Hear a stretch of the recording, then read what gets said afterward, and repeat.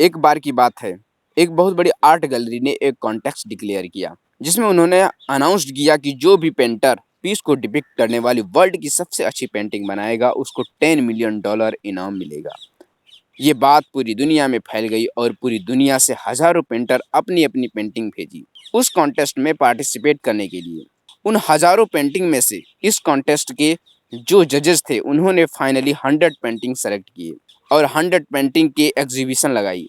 उस एग्ज़िबिशन में सारे पेंटर को इनवाइट किया ही किया, बल्कि मीडिया वाले भी बैठे हुए थे और उनके साथ हज़ारों लोगों की भीड़ थी।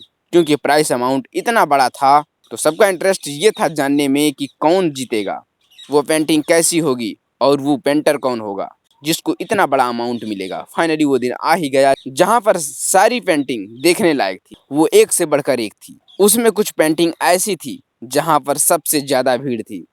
जैसे एक पेंटिंग थी जहाँ पर बिल्कुल साफ पानी वाली नदी बह रही थी। पीछे कुछ पहाड़ थे, उसके ऊपर बर्फ जमी हुई थी और पीछे से सनराइज हो रहा था। एक और पेंटिंग थी जहाँ पर पेंटर ने पीस को डिपिक्ट किया था फुल मून नाइट के थ्रू, यानी बिल्कुल पीसफुल लेक थी, जिसका पानी बिल्कुल स्टील था। इतना स्टील के उसके अंदर आप रिफ्लेक्शन देख सकते थे। आसपास में जो कुछ भी था उसका बिल्कुल मिरर की तरह बिल्कुल डार्क आसमान में तारे दिख रहे थे और एक चाँद चमक रहा था। और इसी तरह से पेंटिंग एक से बढ़कर एक थी, जिन्हें देखकर मन शांत हो जाए। तो कॉन्टेक्स्ट बहुत ही टफ था, क्योंकि सारी पेंटिंग एक से बढ़कर एक थी। जजेस के लिए शॉर्ट लिस्ट करना कि कौन सी पेंटिंग बेस्ट है, that was very very tough. लेकिन वो मोमेंट आ ही गया जब जजेस ने अपनी माइंड मेकअप कर लिया और एक पेंटिंग को सेलेक्ट कर लिया और उस पेंटिंग को बड़े से कर्टन के पीछे रख दिया। सामने सारे पेंटर बैठे हुए थे, मीडिया वाले थे और हजारों की भीड़ थी। सबकी क्यूरियोसिटी बढ़ती चली जा रही थी, क्योंकि अमाउंट बहुत बड़ा था। लेकिन जैसे ही वो पर्दा हटा और सामने से उस पेंटिंग को सबने देखा, तो सब हैरान रह गए। सब एक दूसरे की शक्ल देखने लगे। किसी को कुछ समझ नहीं आ रहा था कि एक्चुअल में हो क्या रहा है, क्योंकि वो पेंटिंग जो दिख रही थी, वो दूर दूर से शांति को डिपिक्ट नहीं कर रही थी। सबको लग रहा था कि उस आर्ट गैलरी से कोई मिस्टेक हुई है या जजेस से कोई गलती हुई है, कि किसी गलत पेंटिंग को वहां रख दी गई है। तो कुछ पेंटर एक साथ गए और जाकर आर्ट गैलरी के ओनर से मिले और पूछे कि क्या गलती से कोई पेंटिंग वहां नहीं रख दी गई है।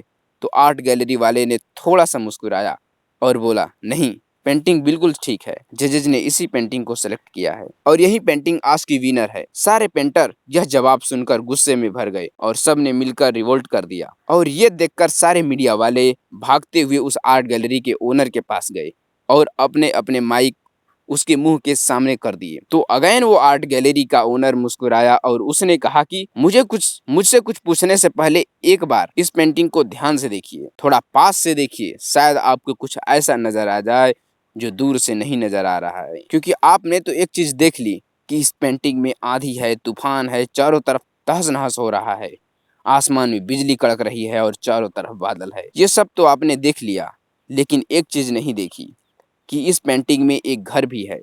उस घर में एक छोटी सी खिड़की है, जहाँ पर एक आदमी खड़ा है। ध्यान से जाकर देखिए, जो आदमी वहाँ खड़ा हुआ है और बादल को देख रहा है, उसके चेहरे पर कोई डर नहीं है, बल्कि एक हल्की सी मुस्कान है, एक ठहराव है, एक सुकून है।